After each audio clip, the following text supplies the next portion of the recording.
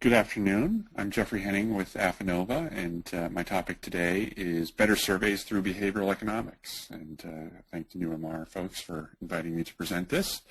Very excited by the opportunities that behavioral economics presents to us as researchers. And what I wanted to talk about in my time is surveys and what behavioral economics means for them. There's sort of three key themes of behavioral economics. I'm going to focus on framing and talk a little bit about some of the framing issues. I'll provide some results on research that Afanova has done looking at discrete choice versus monadic, because discrete choice, I think, is a much more natural way of asking questions than the traditional way of asking questions. So we'll go into that, and then some suggestions for you for your surveys to make sure they reflect some of the principles that have emerged from behavioral economics. So if we think of the evolution of surveys, and you've got sort of neoclassical economics where we assumed that everyone was a rational actor. They were always making the best decision with the best information. And I think analogously, neoclassical surveys, we assume that the respondent knows their reasons for why they want to buy a specific product over another, and that they're always understanding, have good self-awareness. And yet what we find through behavioral economics is that there are many subliminal things that affect our decision-making, and we're not always aware of why we make decisions, and sometimes we rationalize decisions after the fact. So that's a change that we need to make from classical surveys. And I think, though, to steal a line from Reg Baker, who had an earlier NewMR event, one on gamification, his title was Gamification, New Wine and Old Wineskins. And in some ways, I think behavioral economics is new wine and old wineskins, in that many of the things that we think of as good behavioral economics were always good survey methodologies. So there's a strong intersection there, and there are things that we've often thought about and talked about. Behavioral economics gives us a different way, and I think a better understanding of some of the limits that face our respondents. But in some ways, it's not really anything new, and as Ray Pointer discussed in his opening to the behavioral economics session here, many things that make sense from a BE perspective have long made sense from a survey perspective. So that said, getting surveys and behavioral economics right, getting them both right is hard. Even Dan Ariely gets it wrong. So the author of Predictably Irrational and some of its sequels, one of his research studies I saw used a 101-point scale, which is overly fine, a bit discredited for unipolar scales like he was doing. 5-point fully labeled scales are the most reliable. So he was doing some good behavioral economics, but he wasn't getting the survey details quite right. So as I said to open, there are sort of three key themes that we see from behavioral economics. Framing, the collection of anecdotes and stereotypes that people's mental filters go through when they respond to events, so the background they bring to it, the background that you present to a question or to an economic decision that they're making. Heuristics, the fact that matter, that people often use rules of thumb to short-circuit the decision-making process, rather than following, strict logic. So also includes things like cognitive biases, bounded rationality under heuristics. And then market inefficiencies, the fact that, if I walk into a store with a certain product in mind, but maybe that product doesn't have distribution in that store, I might leave with the product that I didn't initially want. And just like stock markets overreact and underreact, behavioral, when we think of humans not always being rational actors, there's mispricings, there's non-rational decision making, there's things where they overvalue a product that they have versus one that they would buy. So these are all sort of key themes that we've heard as we've talked about behavioral economics. Framing is an easy one to start with, and will be the one that I focus on. When I was first starting my career as a survey researcher, I was basically taught that framing is bad. You don't want to frame the questions that you ask. You want to write questions to be as neutral as possible. I think maybe we, at least in my case, in the organizations that I first did research in, we were overzealous in the wrong direction. So we created questions that were so neutral that they were, as a result, not kind of recognizing the way that people actually make decisions. So name all of your favorite foods. That's the kind of question I could have seen myself writing 20 years ago. John Poulston of GMI has done some excellent research on gamification, where he talks about creating more specific frames for people to think about. So he replaces that with, you have an opportunity to go to the supermarket with an unlimited budget and buy all your favorite foods. The catch is you only have 2 minutes. And how when he ran those two questions in the A/B test, he got much richer responses to the second question. And whether that's a reflection of the game mechanism, as he argues, or whether, as Rich Baker argues, that's just a reflection of that's a better question. The point is that knowing that all of these background details make it are important when people make decisions, it's important that we present those in frames.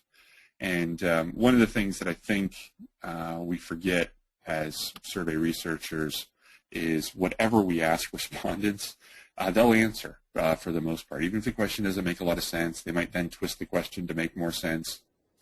They'll answer it even though they might not really have a good answer or an accurate understanding of their answer, but we're asking them something and they feel obliged to answer it.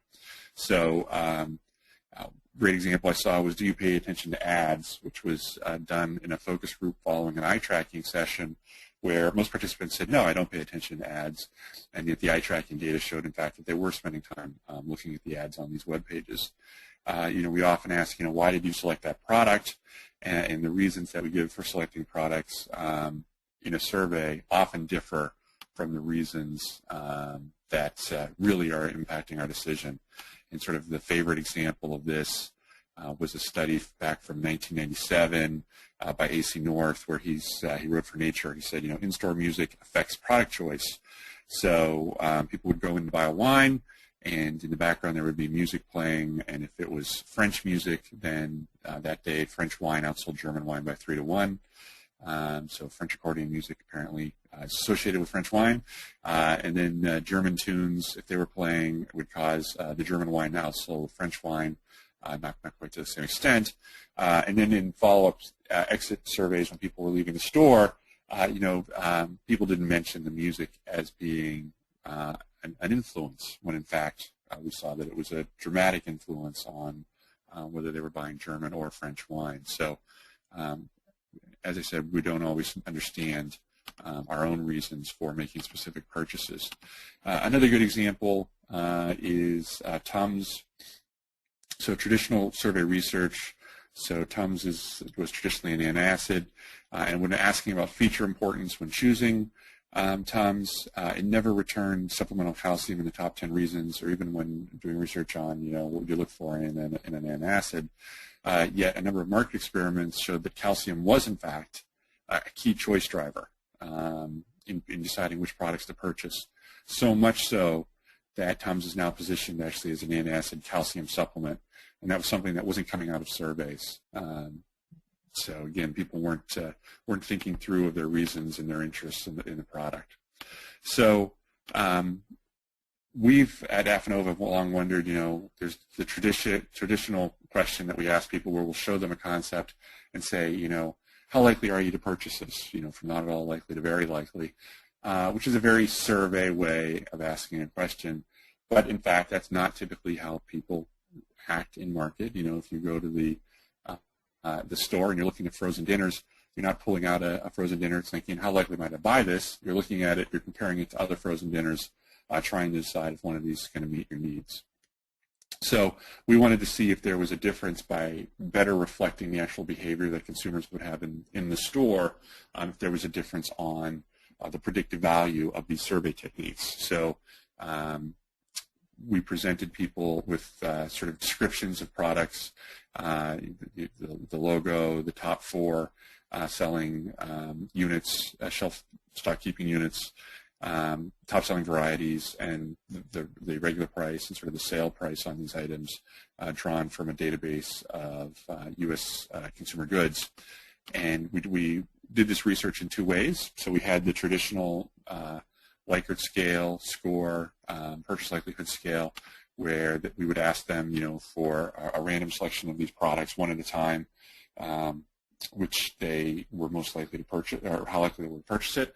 And then we also had discrete choice. So we would give consumers sets of 3 of these frozen packages to choose from, which one were they most likely to buy, and then we would do that on a series of times, showing them these different choices. And both of these we used then to predict the market share, which we had obtained from a firm that analyzes and estimates in-store market share, excluding Walmart in the U.S., but including other brands. So we wanted to make sure our model reflected that. Here's an example of the concepts that respondents would see.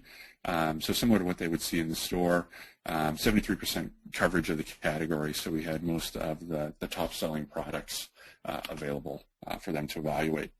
And we analyzed the results of the 2 studies in a number of different ways. So this was a simple correlation where we weighted the top 2 blocks of the monadic. So it's pretty common that, if people say they're very likely, not everyone is very likely to buy. So I think we weighted that at 80%. Of those people we assumed were very likely to buy. And then the people who were the next answer below that on a scale, we said that, only a fraction of those people would actually purchase. And so based on that weighted top 2 box, which we tested a number of different methods, and that really was the best for rating this monadic, we got a 0.76 correlation.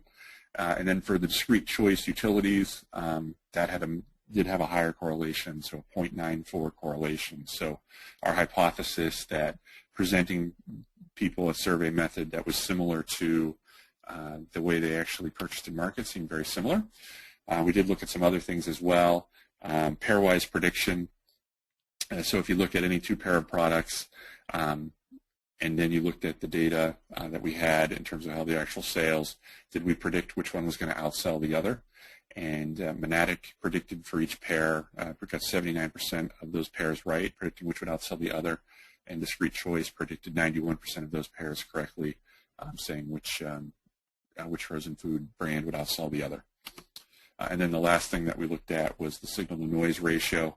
And on this, so we're looking at standard deviation, standard error, and we found that there was a much higher signal-to-noise ratio for the discrete choice method than for the monadic weighted method. So on all 3 measures that we looked at, this seemed to have a greater value. So here's a summary of using a monadic traditional survey technique versus discrete choice. And then one of the things we did notice from our research was that people were overstating none of the above. And that's sort of a recognized problem in behavioral economics. None is interpreted as the external good when they're faced with a series of choices, whereas in the real world they would probably not choose any of them. So on the survey you would want them to say none of the above, which was an option on every discrete choice set that we gave them. They always choose that less than they would in reality. And so we're testing a number of different ways to improve the none of the above handling by respondents so that it actually better reflects what they would do in market. Things like, again, trying to be more naturalistic for respondents rather than saying, okay, none of the above, you'd pick a product in this category. So sort of a general, you'd pick another product in this category with some different categories, for instance. And we're going to be expanding on this research, so looking at more categories. So we looked at 1 category. We're also going to be looking at 3 other categories, doing some ongoing research on better getting none of the above to predict actual market results. And then at the Market Research Technology event, we'll be presenting some of this research. And at the SMR Annual Congress in Atlanta this year in September, we'll be presenting the full research. So this is definitely an area that we're very interested in and will be continuing to pursue. So I think going back to Ray's point and to Reg's point, behavioral economics is something that I don't think it dramatically changes how we do surveys. I think it improves it. I think in some ways it lives up to best practices that we had done in the past. So the last thing we want to do is overreact to it and say that it invalidates the need for direct questioning.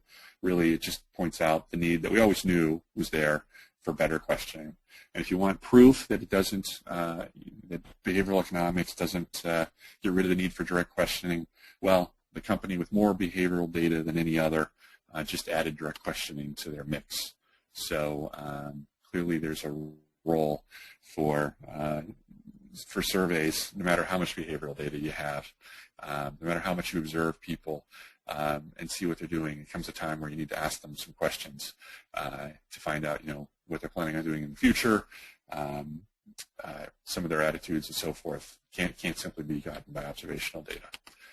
So as you're thinking about improving your surveys to reflect some of the lessons from behavioral economics, do frame questions to reflect the market being studied. Don't make the mistake that I made early on of creating such neutral questions that they weren't accurately reflecting the market that you're looking at. Do give respondents choices. Analyze the choice drivers, derive the importance rather than asking them for the reasons why they're making a purchase, asking them for the importance. And don't ask for ratings. If you can ask for choices, you're probably going to get better results the more you can reflect the type of behavior that they would follow in the market. So thank you very much for your attention today. And if you'd like to continue the conversation on any of these, you can reach out to me on Twitter at jhenning or email jhenning@affinova.com or give me a call or visit our website. Thank you.